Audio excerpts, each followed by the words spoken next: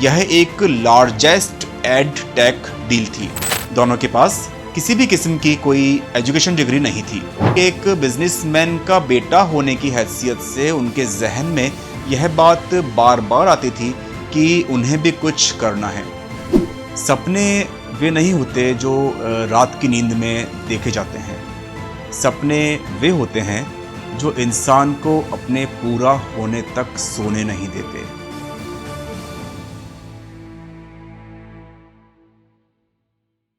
नजूमी चांद तारे देखकर कुछ भी बताएं, मुझे अपने पसीने में मुकद्दर दिख रहा है। जी हाँ, जो लोग अपने पसीने से अपना मुकद्दर लिखते हैं वे अंततः विजयी होते हैं। दूरदर्शिता, पक्का इरादा और सच्ची लगन के सहारे अपना सफ़र तय करने वाले राही मंजिल पाकर ही दम लेते हैं। सपने वे नहीं होते जो रात की नींद में देखे जाते हैं। सपने वे होते हैं जो इंसान को अपने पूरा होने तक सोने नहीं देते।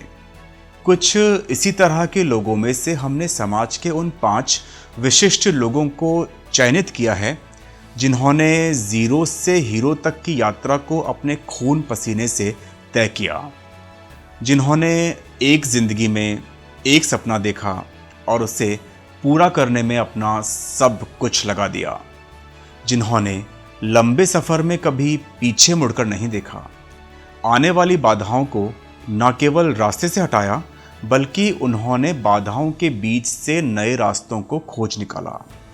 उन्होंने कभी तूफानों के थमने का इंतज़ार नहीं किया बल्कि तूफानों के बीच से अपनी कश्ती को लड़कर पार करवाया। वक्त ऐसे लोगों को खुद अपनी कलम से लिखता है। ये 5 लोग वे हैं जो अपनी कर्म यात्रा के बाद कामयाबी के शिलालेख बन चुके हैं। उनकी इस यात्रा से हम बहुत कुछ सीख सकते हैं। इनके बारे में यही कहा जा सकता है कि आंधियों के बीच जो जलता हुआ मिल जाएगा, उस दिए से पूछना मेरा पता मिल जाएगा। एक अच्छी लाइफ जीने की इच्छा हर किसी की होती है, जिसमें कि उसके पास अच्छी कार हो, मकान हो, इसके साथ ही उसकी अच्छी फैमिली हो। लेकिन हर कोई इस मुकाम को हासिल नहीं कर पाता। कुछ लोग थोड़ी सी मेहनत में हिम्मत हार जाते हैं और कुछ केवल ये सोचकर आगे नहीं बढ़ते कि हम तो जो हैं उसी में खुश हैं। दोस्तों, अगर आप में कुछ कर गुजरने का जज्बा है तो उसके लिए ये सभी चीज़ें मायने नहीं रखती। बस बढ़ जाओ अपनी मंजिल की ओर और पूरे जी जान से जुट जाओ वो सब कुछ हासिल करने में जिसकी चाहत हर किसी को होती है। और इन्हीं सब बातों को साकार किया है भारत के कुछ लोगों ने, जिन्होंने अपनी मेहनत के दम पर न केवल फोर्ब्स के रिचेस्ट पर्सन्स की लिस्ट में जगह बनाई है बल्कि वो इंडिया के सबसे कम उम्र के अमीरों की सूची में भी गिने जाते हैं। जी हाँ, हम बात कर रहे हैं पेटीएम के फाउंडर विजय शेखर शर्मा, भाविन और दिव्यांग तोराखिया, वीपीएस हेल्थकेयर के फाउंडर शमशीर वायलिल, इंडिया बुल्स के संस्थापक समीर गहलोत और मणिपाल एजुकेशन के डायरेक्टर डॉक्टर रंजन पई के बारे में। बिजविट टीम द्वारा प्रेजेंट किए जा रहे आज के इस वीडियो में हम इन 5 के कामयाबी भरे सफर के बारे में आपको बताएंगे। तो चलिए ज़्यादा वक्त वेस्ट ना करते हुए शुरू करते हैं हमारा आज का ये वीडियो।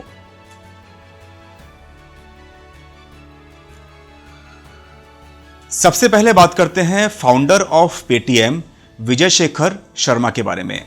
विजय शेखर शर्मा का जन्म उत्तर प्रदेश के अलीगढ़ कस्बे की मिडिल क्लास फैमिली में हुआ था।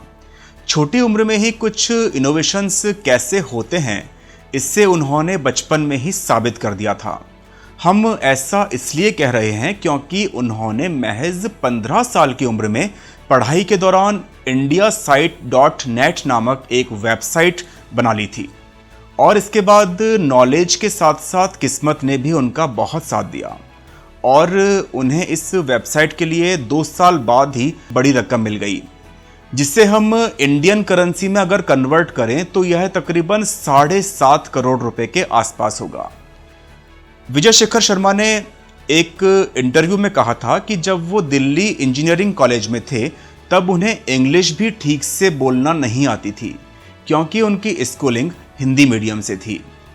2011 में उन्हें कई तरह के आइडियाज़ आए, लेकिन फाइनली उन्होंने डिजिटल प्लेटफॉर्म पेटीएम मेथड को चुना। उस वक्त इंडिया में स्मार्टफोन्स का बहुत क्रेज़ हुआ करता था और इस तरह पेटीएम को लॉन्च किया गया। पेटीएम का फुल फॉर्म पे थ्रू मोबाइल है।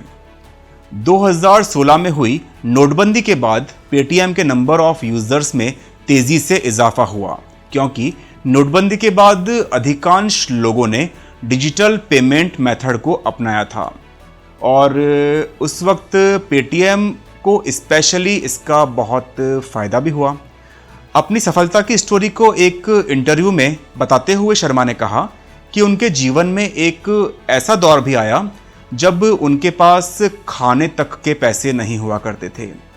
पेट भर खाना खाने के लिए वह बहाने से अपने दोस्तों के पास जाते और कहते कि अगर कुछ हो तो उन्हें खाने के लिए दे दिए। लेकिन कहते हैं ना, मन में अगर जज्बा हो तो सारी कायनात आपकी सहायता करती है। और देखते ही देखते विजय शेखर शर्मा ने 1 लाख करोड़ रुपए की कंपनी खड़ी कर दी। शर्मा फोर्ब्स में शामिल होने वाले सबसे कम उम्र के अरबपति हैं, जिनकी नेटवर्थ 8,840 करोड़ रुपए के लगभग है। पेटीएम बैंक में उनकी हिस्सेदारी 51% है। पेटीएम का हेडक्वार्टर दिल्ली के पास नोएडा में है। इसके अलावा अफ्रीका, यूरोप और साउथ ईस्ट एशिया के कई देशों में पेटीएम के ऑफिसेज हैं। अब बात करते हैं भाविन और दिव्यांक तुराखिया के बारे में। सभी को लगन और मेहनत के साथ अपने लक्ष्य पर लगातार काम करने की जरूरत है। 2 भाइयों की कहानी भाविन और दिव्यांक इसका एक सच्चा और जीता जागता उदाहरण है। भाविन और दिव्यांक ने अपने 1.5 साल के करियर में तकरीबन 12 कंपनीज बनाई हैं। भाविन और दिव्यांक का जन्म मुंबई की एक मिडिल क्लास फैमिली में हुआ था। दोनों पारंपरिक जैन परिवार से संबंध रखते हैं। 13 साल की उम्र में ही इन्होंने अपने सपनों के लिए काम करना शुरू कर दिया था। दिव्यांक को बचपन से ही कोडिंग में रुचि थी और उन्होंने अपने भाई के साथ मिलकर बहुत कम उम्र में ही स्टॉक मार्केट की ग्रोथ और प्राइस रिलेटेड एक एप्लीकेशन डिज़ाइन की। इसके बाद इनका कोडिंग फील्ड में इंटरेस्ट दिन ब दिन बढ़ने लगा, जो कि कहीं ना कहीं इनकी रेगुलर स्टडीज़ को प्रभावित कर रहा था। इसके बाद इनके पिता ने इन्हें बीकॉम करने के लिए प्रोत्साहित किया। अपने पिता का दिल रखने के लिए इन्होंने एडमिशन तो ले लिया, लेकिन कभी भी कॉलेज अटेंड नहीं किया, क्योंकि इनका मन फर्दर एजुकेशन में नहीं बल्कि कोडिंग में था। पूरे दिन भाविन और दिव्यांक घर में रहते और कोडिंग के नए नए गुर सीखते रहते। और जब उन्हें लगा कि उन्होंने कोडिंग में अच्छी खासी पकड़ हासिल कर ली है, तो उन्होंने सन 1998 में कंपनी शुरू करने का फैसला किया। जब उन्होंने कंपनी की शुरुआत की तो भाविन की उम्र सिर्फ 18 साल और उनके भाई की दिव्यांग की उम्र सिर्फ 16 साल थी। इस छोटी उम्र में उन्होंने डायरेक्टली अ वेब नामक होस्टिंग कंपनी की शुरुआत की, जो कि अदर कंपनीज के लिए domain names and internet service provide करवाती थी। उसके कुछ ही समय के बाद उन्होंने एक और कंपनी शुरू की, जो थी बिग रॉक। उस वक्त डायरेक्टरी ऑर्गेनाइजेशन में तकरीबन 1000 एम्प्लॉय कार्य करते थे और पूरे विश्व में इस कंपनी के 1 करोड़ के लगभग क्लाइंट्स भी हो चुके थे। कुछ ही सालों में उन्होंने बहुत सी कंपनीज शुरू की और इसके बाद 2014 में भाविन और दिव्यांक ने अपनी 4 companies Logic Box, Reseller Club, Big Rock और वेब होस्टिंग .info को US based web hosting company Endurance International को $160 मिलियन में बेच दिया। पिछले साल ही उन्होंने अपनी एक और कंपनी मीडिया डॉट नेट को एक चाइनीज कंपनी को $900 मिलियन में बेच दिया था। यह एक लार्जेस्ट एड टेक डील थी। अपनी इन 5 कंपनीज को बेचने के बाद इन भाइयों ने भारत के सबसे अमीर व्यक्तियों की लिस्ट में अपना नाम दर्ज करवाया। दोनों के पास किसी भी किस्म की कोई एजुकेशन डिग्री नहीं थी। इन दोनों ने यह मुकाम सिर्फ अपनी कोडिंग स्किल्स के दम पर हासिल किया था, क्योंकि कहते हैं सफलता आपको तभी मिलती है जब आप इसके लिए पूरी तरह से डिटरमाइंड हों और स्किल्ड हों। वीडियो में आगे बढ़ते हुए अब जिक्र करते हैं वीपीएस हेल्थ केयर के संस्थापक शमशीर वायलिल के बारे में। Shamsheer VPS health care group के एमडी हैं। वीपीएस हेल्थ केयर ग्रुप एक मल्टीनेशनल हॉस्पिटल्स को संचालित करने वाली संस्था है। इस वक्त वीपीएस हेल्थ केयर के हॉस्पिटल्स इंडिया के साथ ही UAE, Oman, Qatar, Saudi Arabia and Europe की भी बहुत सी कंट्रीज़ में हैं। शमशीर का जन्म केरला की एक बिजनेस फैमिली में हुआ था। अपनी स्कूलिंग के बाद इन्होंने कस्तूरबा कॉलेज से एमबीबीएस किया और इसके बाद शमशीर ने रेडियोलॉजी की ट्रेनिंग बॉस्टन स्थित जनरल हॉस्पिटल से हासिल की। इसके कुछ समय के बाद ही इन्हें अबू धाबी के शेख खलीफा मेडिकल सेंटर में रेडियोलॉजिस्ट की जॉब मिल गई।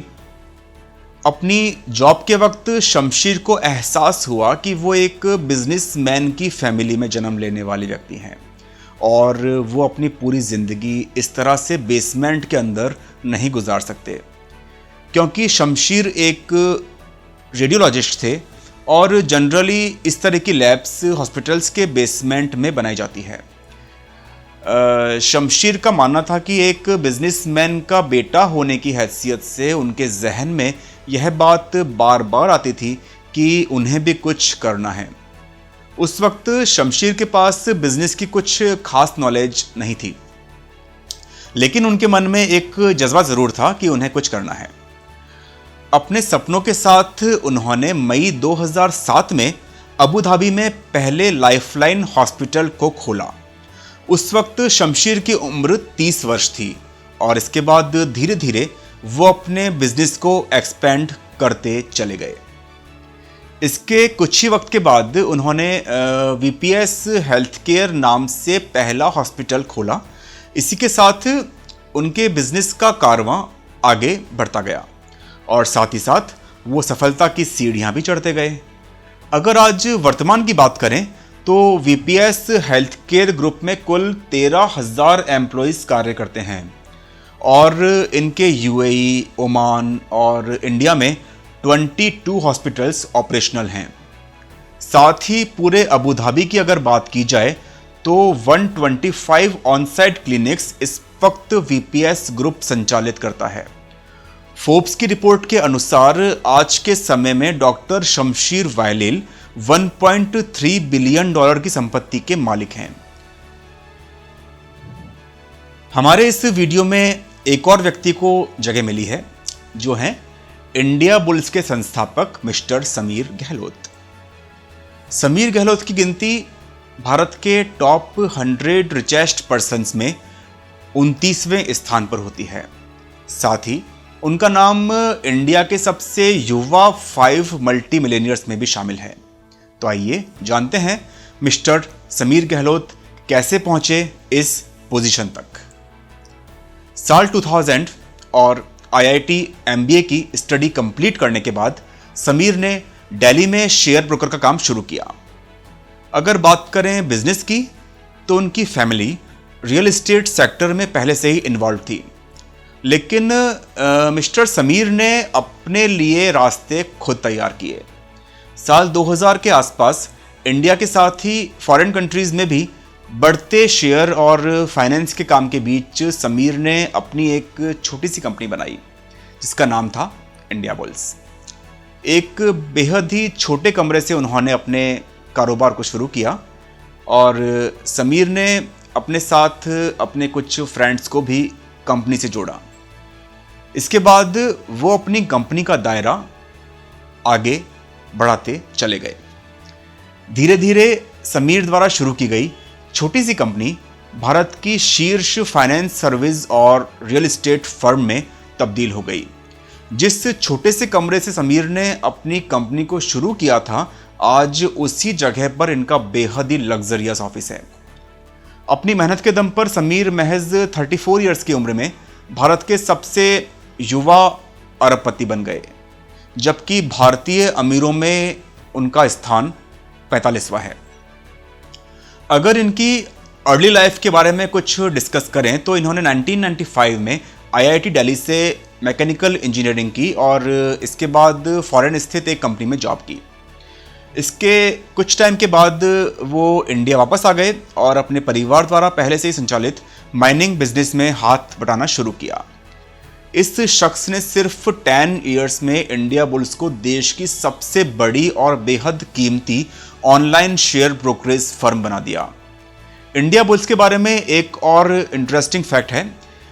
दरअसल वर्ष 2000 में प्रसिद्ध बिजनेसमैन लक्ष्मी मित्तल ने इस कंपनी में 4 करोड़ रुपए का निवेश किया था और वो पैसा आज की डेट में 1200 करोड़ रुपए बन चुका है। समीर का मानना है कि काम के प्रति ईमानदारी का मतलब केवल मात्र पैसे के लेन देन से नहीं, बल्कि आप जो कर रहे हैं उसमें आपका 100% देना भी काम के प्रति आपकी ईमानदारी को पेश करता है।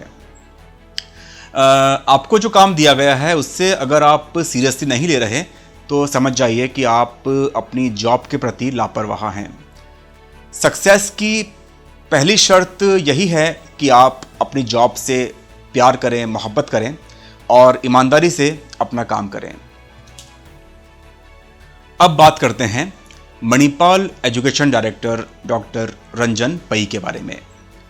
मात्र 41 इयर्स की उम्र में doctor Ranjan one of the most successful education and medical group companies को संचालित करते हैं। वर्तमान में डॉक्टर रंजन $1.4 बिलियन यानी कि तकरीबन 13,705 करोड़ रुपए की संपत्ति के मालिकाना हकदार हैं।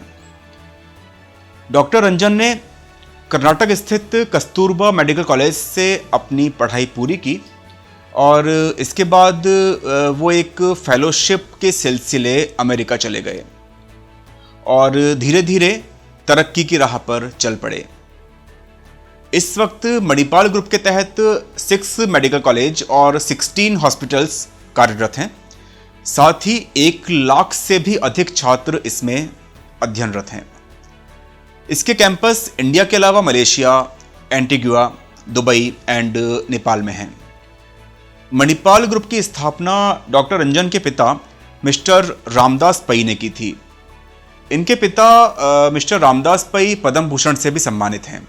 वैसे तो इंडिया के अगर टॉप 100 बिलियनियर्स की बात करें तो इनकी फहरिस्त बहुत लंबी है और सभी की अपनी अपनी स्टोरीज भी हैं, लेकिन हमने आज के हमारे इस वीडियो में उन 5 बिलियनियर्स को शामिल किया है जो बहुत कम उम्र में ही कामयाबी के इस शिखर तक पहुंच चुके हैं और ये सब मुमकिन हो पाया उनकी मेहनत और जज्बे के दम पर। इसलिए मेहनत कीजिए, एक दिन सफलता, कामयाबी आपके कदम चूमेगी। तो आज के लिए हमारे इस वीडियो में फ़िलहाल इतना ही। अगर आपको हमारा ये वीडियो पसंद आया हो तो आज ही हमारे चैनल को सब्सक्राइब करें और वीडियो को लाइक करें। Thank you so much.